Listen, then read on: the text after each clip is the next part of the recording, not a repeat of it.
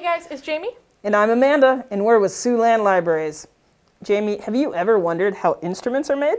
Oh yeah. So we get to find out today at Rieck Music in Sioux Falls. Oh, that's awesome. Let's go check it out. Let's do it.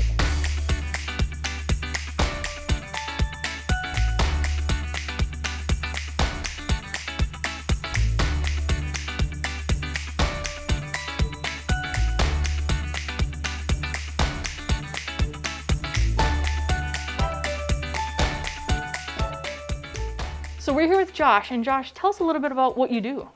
So I'm a luthier, which means I build and repair string musical instruments. We also buy and sell instruments, but day to day we're doing a lot of repair for kids in the community, all the way up to professional players of violins, guitars, and everything in between. Very cool. I want to go back to that one word you said. It was luthier? Luthier, yes. Very cool. And that just means that you make stringed instruments and repair Correct. them? In French, it translates to lute maker, literally. Very cool. I love that. And you said you make stringed instruments. Are there any certain kinds or just all stringed instruments? So I mostly focus on fretted stringed instruments. So Okay. that's like your guitar, ukulele, things like that.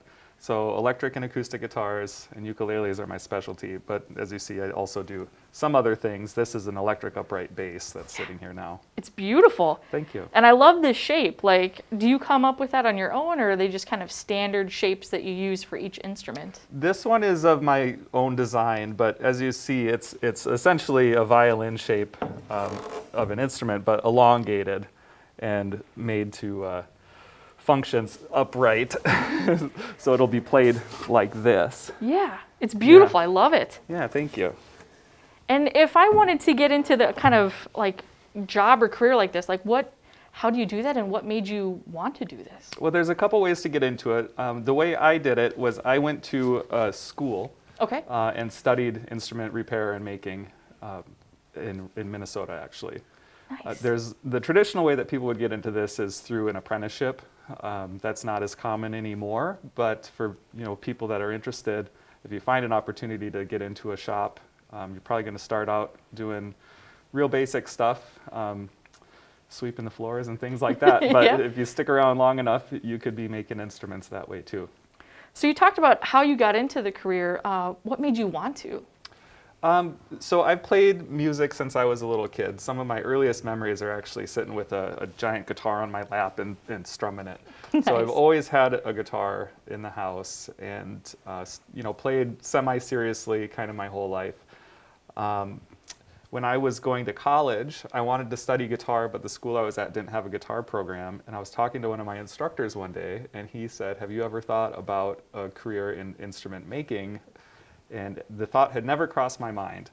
But he pointed me in the direction of this school, and I went and checked it out, and I thought, this looks really cool. Because I'd Yeah. always been interested in visual art as well as music.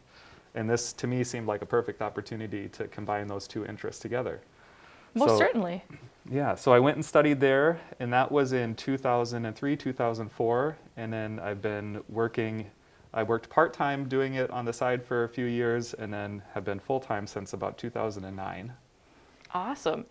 And then do you take orders or make instruments just for folks here in the area, or have you been able to ship instruments farther away too? I got really lucky and got hooked up with an ukulele maker who got me in with some overseas connections. So I've actually had ukuleles going over to Japan, and now I have Nice. some going to Europe as well. That's awesome. A little bit of South Dakota going, all over the world. I love Yeah. that. Yeah, and I do love it when instruments can stay local, because then I get to see them again, and if there's, if they need work ever, I'm here to do it. But it's quite an honor to be able to ship instruments all over the world like that. Oh, I bet. I love that. Do you have a certain instrument that you enjoy making the most, or a favorite? Probably acoustic guitars. That was kind of my main passion when I got into it.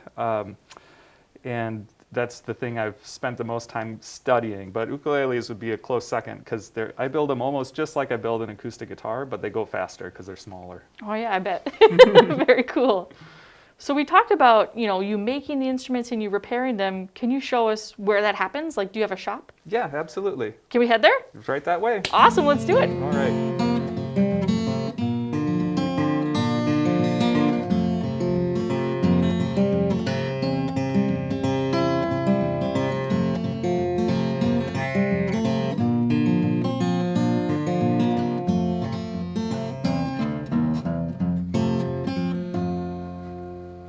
we're back in your workshop. Can you walk us through this process of how you make the instruments? Sure. Yeah, it all starts with a drawing.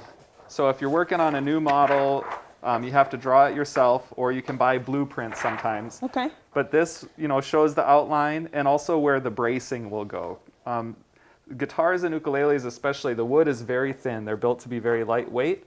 So because of that, you have to add bracing in there to give it structure and support so that the strings don't tear it apart.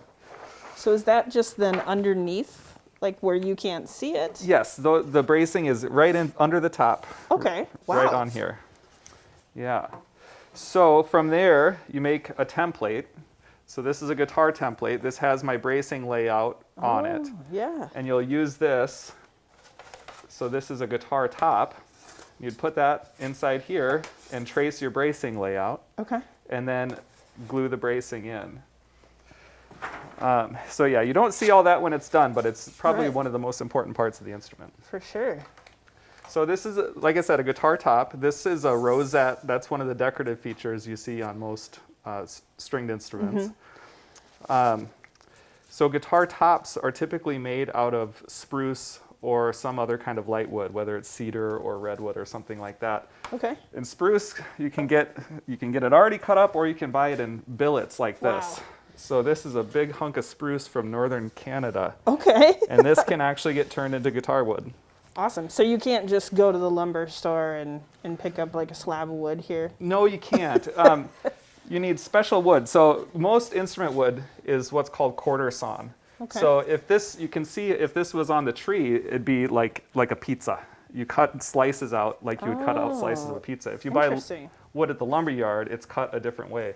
Sure. But that's to make sure the grain is running straight up and down through the pieces of wood, because that's the most stable and strongest way to cut the wood, Okay. especially when you're getting it really thin. Sure. So the back and sides then are usually made of some kind of hardwood. This is a type of hardwood called rosewood. So you get this really beautiful color and these patterns in it. It's very visually appealing, but it also has a really great sound to it. All the woods for instrument making are chosen because they have musical properties to them.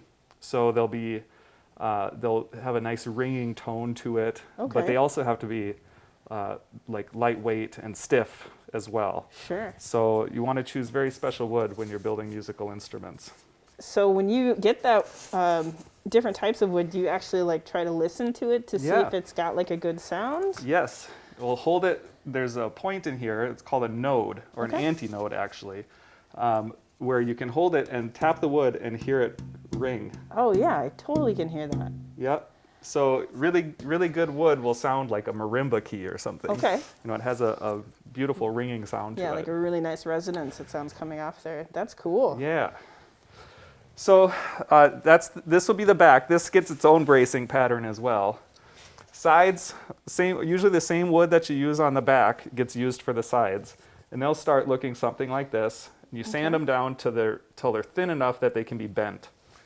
And we bend the wood using heat and sometimes moisture. Okay. And you do that over a form like this. This is for a ukulele.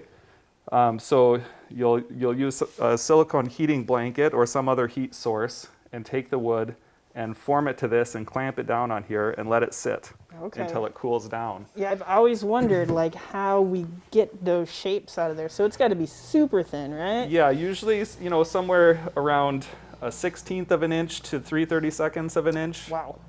So very, very thin. So that's how you get a straight piece of wood like that to be bent like this. After you bend the wood, you put it into this, which is the mold. And this is what most of the instrument is built in. Okay. So you'll have your sides in here, and then there's blocks that go here to hold the sides and the top and the back all together. And you assemble those pieces in here, and then take it out and attach a neck. Wow. This is an example of what a neck would look like for an ukulele. Okay. So the neck has a couple different parts to it. There's this piece of wood on the top that's called the fingerboard or the fretboard. And that's usually out of like ebony or rosewood or some nice hard wood.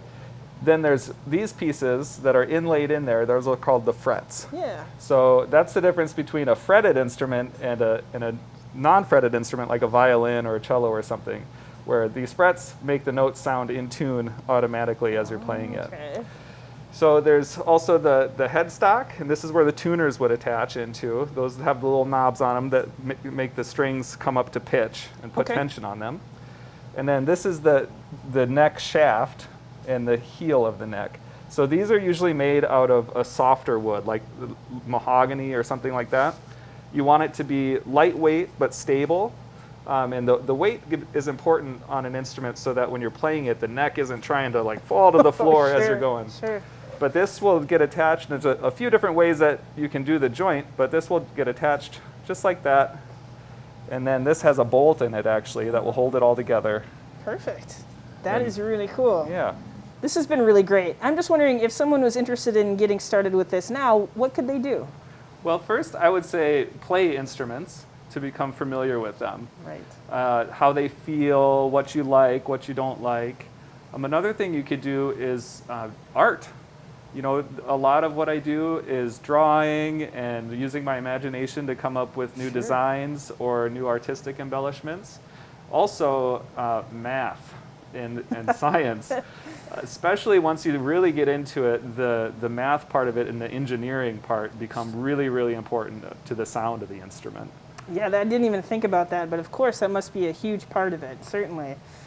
Well, we are from the library, so I have to ask, what was your favorite book as a child?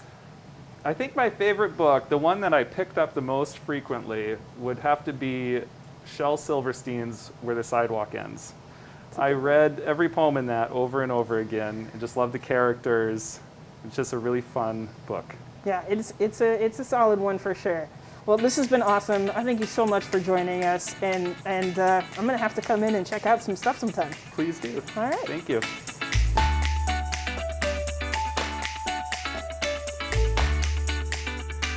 This was so much fun, and I learned so much about the process of making these instruments, but now I kind of want to take some lessons, maybe learn how to play an instrument. That sounds awesome. Yes. All right, well, thanks for joining us. We'll see you next time. Bye. Bye.